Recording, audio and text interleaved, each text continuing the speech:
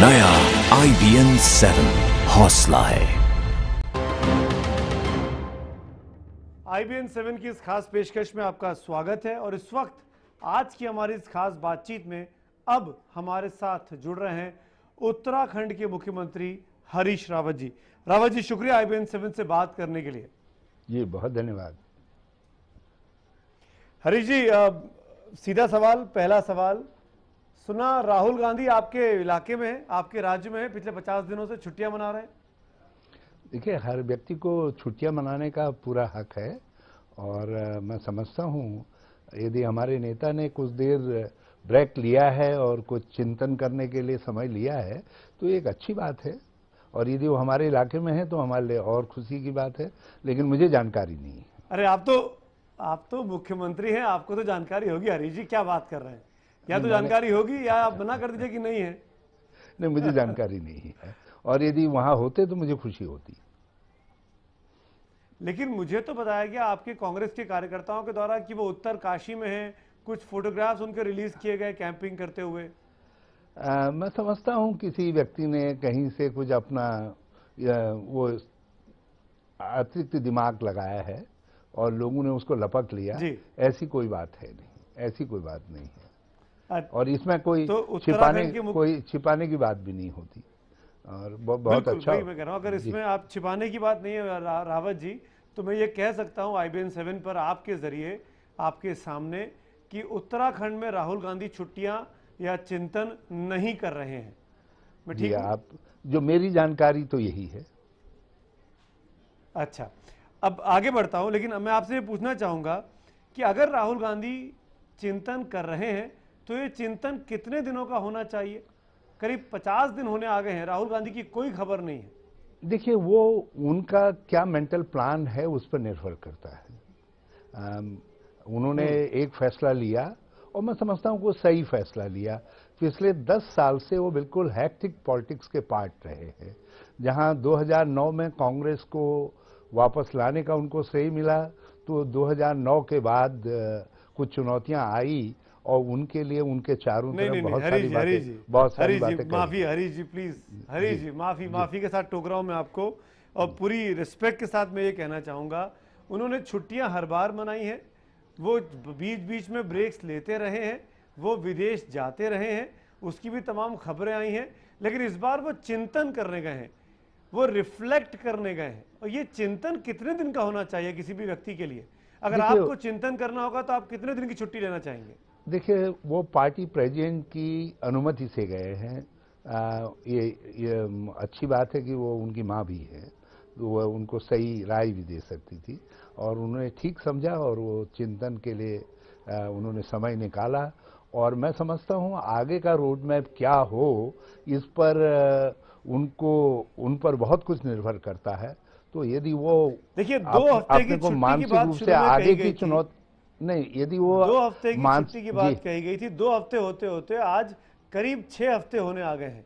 इसलिए मैं बोल रहा हूं कि ये चिंतन, क्या कांग्रेस की स्थिति इतनी बुरी हो चुकी है कि 6 हफ्ते के बाद भी राहुल गांधी सामने नहीं आए हैं? देखिए, जिस तरीके से 2 हफ्ते की बात कही गई, वो कोई राहुल जी ने तो कही नहीं, न सोनिया जी ने कही, क्योंकि वो दोनों लोगों को मालूम था, क्योंकि छुट्टी की अनुमति उन्होंने उनसे चाही थी। लोगों का अपना एक सामान्य तरीके का अनुमान था, वो अनुमान रखा गया।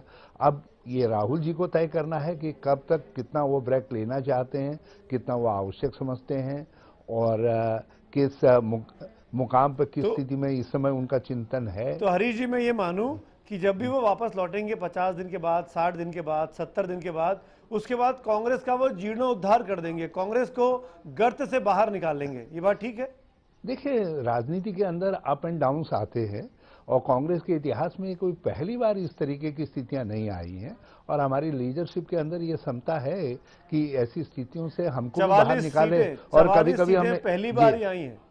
नहीं, देखिए, ये 44 सीटें हैं या 190 सीटों का सवाल नहीं है। कांग्रेस ऐसी चुनौतीपूर्ण हालात में आई, 1977 में आई, फिर उसके बाद 89 में आई, बाद में भी चुनौतियां आई, लेकिन कांग्रेस हर बार उससे बाहर निकली है और उसने खुद ही नहीं निकली है बल्कि देश को भी उस स्थिति से बाहर ला बिल्कुल, करके यही बहुत बढ़िया पॉइंट कहा हरीश जी आपने। बेहतर इन नेतृत्व दिया तीनों है। बार में जब कांग्रेस मुसीबत में घिरी है, तीनों दौर में जिसका आपने नाम लिया, उस वक्त कांग्रेस के तमाम अध्यक्षों ने या कांग्रेस की लीडरशिप ने चिंतन के लिए ब्रेक नहीं लिया था। वो लोग पार्टी के लिए काम कर रहे थे। और मैं पूरी रिस्पॉन्सिबिलिटी के साथ आपके साथ शेयर कर रहा हूं कि बीते 10 महीनों में जब से नई सरकार बनी है, इन 40 दिनों में ही कांग्रेस पार्टी और कांग्रेस की लीडरशिप सबसे अधिक एक्टिव दिखाई दी। जो काम राहुल गांधी नहीं कर पा रहे थे वो सोनिया गांधी ने इन 40 दिनों में करके दिखा दिया। विपक्ष को लामबंद कर दिया भूमि बिल पर, मनमोहन सिंह के लिए मार्च पास्ट कर दिया। क्या राहुल गांधी ये कर पाते? देखिए, राहुल जी ने पार्टी को लामबंद किया, ये तो हम सब ने देखा किस तरीके से भूमि अध्यादेश आदि आदि को लेकर के उनका पहल किस प्रकार से थी। मगर जिस स्थिति में इस समय नेतृत्व सोनिया जी ने किया है वो काम केवल सोनिया जी ही कर सकती थी। और यदि राहुल जी यहाँ होते भी तो वो एक पार्ट होते, वो एक पार्ट होते। प्रतिशत आपकी बात में मानूंगा कि राहुल गांधी कांग्रेस के नेता तो हो सकते हैं, पर राहुल गांधी विपक्ष के नेता बनने के लायक शायद नहीं है। इसीलिए भूमि अधिग्रहण के मामले पर सोनिया गांधी को मार्च पास करवाना पड़ा, सोनिया गांधी को मनमोहन सिंह के घर तक जाना पड़ा। किसानों की जो मार हो रही है ओलावृष्टि को लेकर, सोनिया गांधी को एक राज्य से दूसरे राज्य का दौरा करना पड़ रहा है। राहुल गांधी का एक स्टेटमेंट तक नहीं है किसानों के लिए।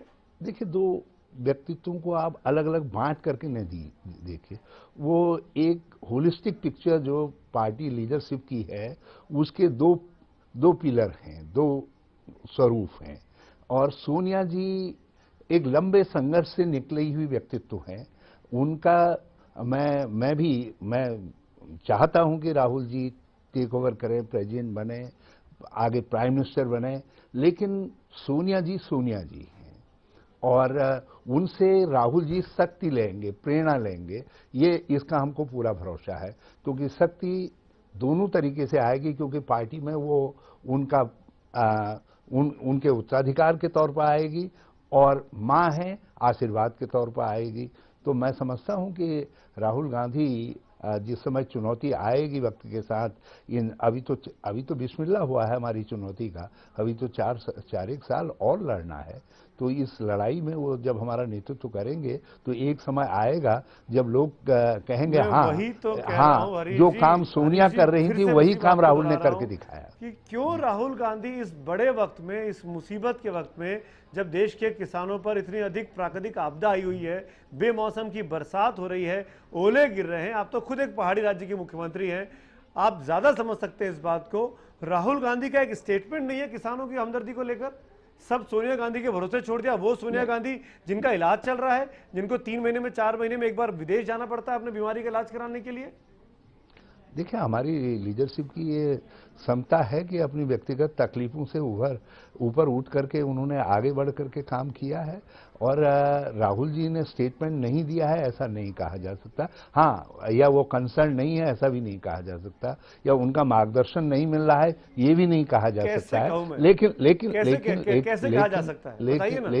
लेकिन इस वक्त में सबसे मौजूद व्यक्तित्व जो है सोनिया जी ही थी और वो ठीक ऐसे चुनौतीपूर्ण हालात में उन्होंने नेतृत्व को संभाला और आगे आकर के न केवल हमको जोश दिया, सारा जितना लोकतांत्रिक धर्मनिरपेक्ष विपक्ष है उसको भी नेतृत्व देने का काम किया। पुराने कांग्रेसी हैं जी, आप बरसों से कांग्रेस के लिए काम करते आ रहे हैं। कांग्रेस ने आपको आज एक सामान्य कार्यकर्ता से एक राज्य का मुख्यमंत्री तक बना दिया, आप केंद्रीय मंत्री रह चुके हैं।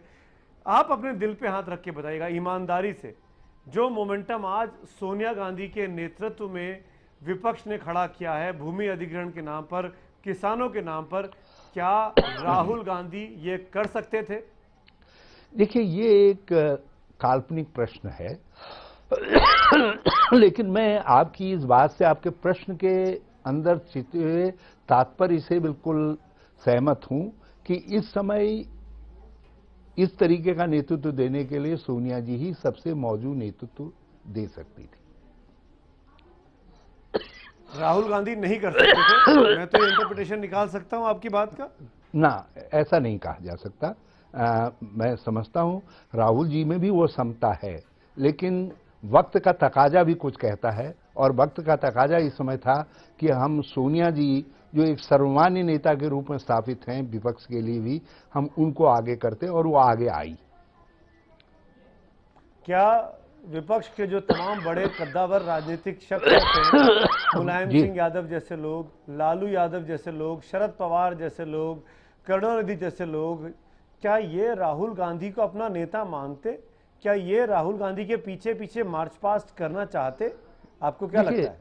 देखिए, नेतृत्व मानने का सवाल नहीं है, ये है एक पहल को प्रारंभ करने का। कांग्रेस ने सोनिया जी के नेतृत्व में ये पहल प्रारंभ की और सब आकर के साथ में खड़े हुए, और क्योंकि सोनिया जी एक सर्वमान्य नेता हो सकती हैं, ये कांग्रेस का भी मानना रहा होगा, इसलिए वो आगे आकर के खड़ी हुई और सबने उनके साथ मिल करके इस लड़ाई को आगे बढ़ाया। हम उनको धन्यवाद देना चाहते हैं, मगर इसका अर्थ ये नहीं है कि इसका अर्थ ये नहीं है कि सवाल ही नहीं खड़े हो रहे हैं। जी, सवाल तो मैंने कहा राहुल गांधी के ऊपर पूछ रहा हूं, मैं फिर से आपसे पूछ रहा हूं हरीश जी, क्या राहुल गांधी लौटेंगे? संसद का बजट सत्र का दूसरा शुरू होने वाला है सत्र 20 तारीख से, दूसरा पड़ाव। देखिए, वो बिल्कुल लौटेंगे, पार्टी का नेतृत्व करेंगे, लोकतांत्रिक विपक्ष का भी नेतृत्व करेंगे, और समय के साथ उनका नेतृत्व उतना ही निखार पाएगा जितना निखार समय के साथ सोनिया जी के नेतृत्व ने पाया है, या राजीव गांधी जी के नेतृत्व ने पाया है। हर नेतृत्व सोनिया जी का नेतृत्व तो उस टाइम पे था जब कांग्रेस विपक्ष में थी, कांग्रेस 4 राज्यों में थी, जो बढ़ के सोनिया गांधी की अध्यक्षता में 14 राज्यों तक पहुंची, 16 राज्यों तक पहुंची। राहुल गांधी को सब कुछ प्लेट पे लगा मिला, सजा सजाया, उन्होंने उल्टे कांग्रेस को 205 से 44 पर पहुंचा दिया। तमाम राज्यों में कांग्रेस हारती जा रही है। नहीं, यह कहना मैं समझता हूं। देखिए, आप जब लंबे समय से सत्ता में होते हैं तो लोग कुछ बदलाव चाहते हैं, और उस बदलाव के समय में, कठिन समय में यदि आप नेतृत्व कर रहे हैं, बिहार में आप आगे आकर के पार्टी का नेतृत्व कर रहे हैं, ये राहुल गांधी जी के साहस का परिचायक है।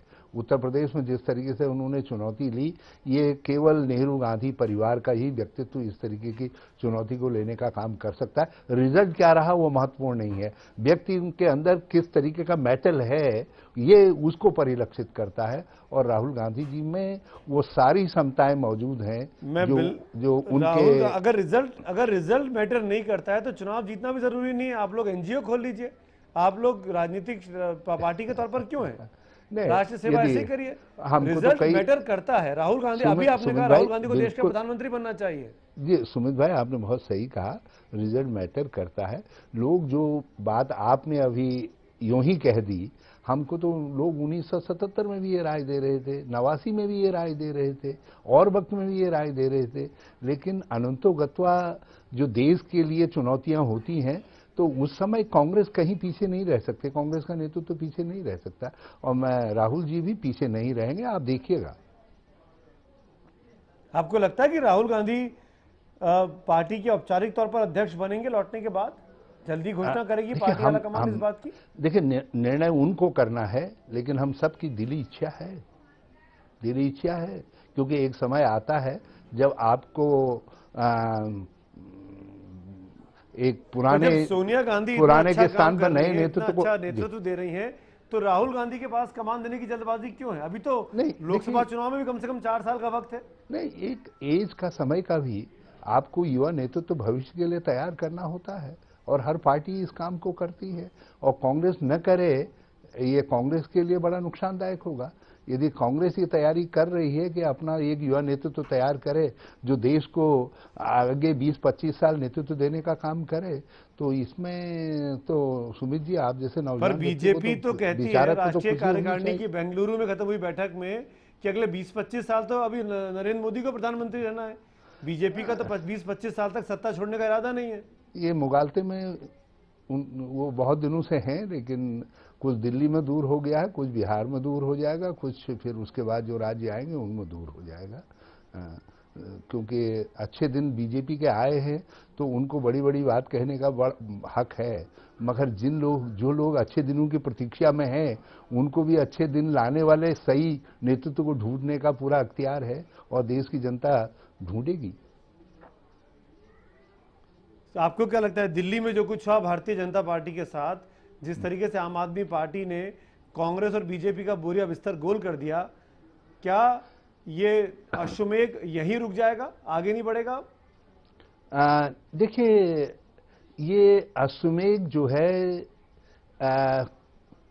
एक गलत धारणा के साथ प्रारंभ किया गया है। आप जब राजनीति के अंदर अपने प्रतिद्वंदियों को बिल्कुल नेस्त नाबूद कर देने की बात करते हैं, ये कहते हैं कि कांग्रेस विहीन भारत बनाएंगे या फला विहीन भारत बनाएंगे, तो लोग उसको क्षणिक रूप में किसी रूप में लें, लेकिन लंबे समय तक इस तरीके की बातें नहीं चलती है। और आप देखिएगा भारत ने कभी भी जो इस तरीके के एकाधिकारवादिता है उसको स्वीकार नहीं किया है।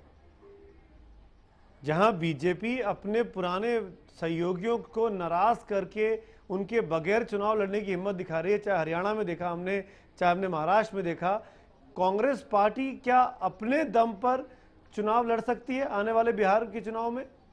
क्या कांग्रेस पार्टी गठबंधन नहीं करेगी लालू और नीतीश की किसी पार्टी के साथ? देखो, निर्णय तो पार्टी हाईकमांड को करना है, लेकिन मैं इतना जरूर दिल से समझता हूं कि लोकतांत्रिक शक्तियों को और विशेष तौर पर धर्मनिरपेक्ष शक्तियों को जिस तरीके की चुनौती है उसमें कुछ मिल करके रणनीति बनानी चाहिए। और बिहार उसके लिए आप मान रहे हैं कि बीजेपी बहुत तेजी से आगे बढ़ रही है और उसको रोकने के लिए तमाम विरोधियों को एक प्लेटफॉर्म पे आना पड़ेगा। बीजेपी आप सबसे आगे निकल चुकी है। जो एक वक्त में कांग्रेस का दौर होता था, कांग्रेस के नाम पर खिलाफ में मोर्चे बनते थे, अब वो जगह बीजेपी ने ले ली है। सुमित जी, आप एक गलत विचारधारा को रोकने के लिए एक होने की बात करते हैं, तो इसका अर्थ ये नहीं है कि आप ये स्वीकार कर रहे हैं कि वो तेजी से आगे बढ़े या वो फतह करने जा रहे हैं। लेकिन गलत चीज को बुनियादी कह रहे हैं, उसको देश की जनता ने 282 सीटें दी हैं। लोग कभी प्रधानमंत्री है उस पार्टी का आज की तारीख। कभी लोग क्षणिक उद्वेग में कई बातों में फैसला लेते हैं, और पिछले चुनाव से पहले एक साल से जिस तरीके का हाइप क्रिएट किया जा रहा था उसमें लोगों ने एक फैसला दे दिया। कांग्रेस पार्टी की सरकार बने तो देश के लिए अच्छी सरकार है, वो अच्छी विचारधारा है। किसी और पार्टी की सरकार बन जाए वो विचारधारा गलत है। तो ये भी तो आप भी तो वही बात कर रहे हैं जो आप दूसरी विरोधी पर बात कहते हैं। मैंने ये नहीं कहा, मैंने ये कहा कि उनकी जो विचारधारा है वो बुनियादी रूप से गलत है, इसलिए उनकी सरकार से लोकतांत्रिक लोगों को और धर्मनिरपेक्ष लोगों को संकित रहना चाहिए। जो भारत में सबको साथ लेकर के चलने की बात करते हैं उनके लिए संकित होने का स्पष्ट कारण है। कांग्रेस चाहे किसी तरीके की हो, लेकिन कांग्रेस सबको साथ लेकर चलने वाली विचारधारा है। मैं बीजेपी का प्रवक्ता नहीं हूं, लेकिन मैं ये कह सकता हूं कि प्रधानमंत्री मोदी ने अपनी बेंगलुरु रैली में खुलकर कहा कि सब्सिडी छोड़ो। जितना भी इन्फ्लुएंशियल इकोनॉमिक वर्ग है उनसे उन्होंने अपील की कि भाई तमाम सब्सिडी जो आपको सिलेंडर पे मिलती है वो छोड़ो। ये मंच पे कहा हजारों की भीड़ के सामने। क्या सोनिया गांधी, राहुल गांधी, मनमोहन सिंह ऐसा कर सकते थे? क्यों नहीं किया 10 साल में उन्होंने ऐसा? देखिए, सब्सिडी छोड़ो से ज्यादा महत्वपूर्ण है सब्सिडी दो। क्या आप मुझको कोई नया वर्ग ऐसा कोई नहीं? सुमित जी, एक बात समझ, किसानों को, गरीबों को देंगे? नहीं, आप एक 10% 5% लोगों से सब्सिडी छुड़वा करके उससे देश की गरीबी का इलाज नहीं ढूंढ सकते हैं। आप केवल एक गिमिक कर सकते हैं, एक खेल कर सकते हैं। और कांग्रेस ने हमेशा सब्सिडी का दायरा बढ़ाने की बात कही, हमेशा बढ़ाने की बात कही। मैं इसलिए करार दे रहा हूं कि उससे कैसे करार दे सकते हैं? उससे कोई सब्सिडाइज आप पे किसी भी पॉपुलर नेता के लिए आसान बात नहीं है कि वो सब्सिडी छोड़ने की बातें करे हिंदुस्तान की राजनीति में। नहीं, उन्होंने एक वर्ग विशेष से कहा कि यदि आपके पास है तो आप सब्सिडी न लीजिए करके। उन्होंने और वो प्रधानमंत्री थे, ये कहते मैं एज प्रधानमंत्री आपको दी गई सब्सिडी को गलत मानता हूं और मैं उसको समाप्त कर रहा हूं। तब तो हम कहते कि एक निर्णय है। और यदि आप खाली एक बात कह रहे हैं तो आप भाषण में बहुत सारी अपनी बातों को पेश करने का आपकी अदा हो सकती है। नहीं, उनकी ये अपनी अदा हो सकती है, लेकिन ये कोई निजाम का फैसला नहीं हो सकता है। निजाम का फैसला बिल्कुल साफ होना चाहिए। चलिए हरीश रावत जी, मैं यहाँ पे यही कह सकता हूँ कि आपको उनकी अदाएं दिख रही हैं, जनता को तय करना है कि कौन किसकी अदाओं पर फिदा है, क्योंकि राहुल गांधी की अदाएं तो देख ही नहीं पा रहे हैं हम लोग, सामने आएंगे तो हम देख पाएंगे। समय आएगा तो आपने देखेंगे। बड़ी मजबूती के साथ बचाव किया अपने नेता का, अपनी पार्टी का, लेकिन ये जनता वाकई में जानना चाहती है कि राहुल गांधी कहाँ हैं, क्या कर रहे हैं और क्यों नहीं बताना चाहते देश को कि वो क्या कर रहे हैं। आप मुझसे पूछ रहे हैं? Thank you so much. नहीं, thank you so much Harish ji, हमारे साथ जुड़ने के लिए और अपना वक्त निकालने के लिए। आपको भी धन्यवाद देना चाहता हूं। आपने बहुत चुभती हुई बातें कही, लेकिन मैं समझता हूं कि आप भी दिल से कई मेरी बातों से, मेरे तर्कों से सहमत हैं। चलिए, शुक्रिया हरीश रावत। तो ये थे उत्तराखंड के मुख्यमंत्री, पुराने कांग्रेसी कार्यकर्ता हरीश रावत। राहुल गांधी को खोज रही है। तो ये थी हमारी आज की खास पेशकश, खास बातचीत। इस पेशकश में फिलहाल इतना ही। IBN 7 पर खबरें जारी है।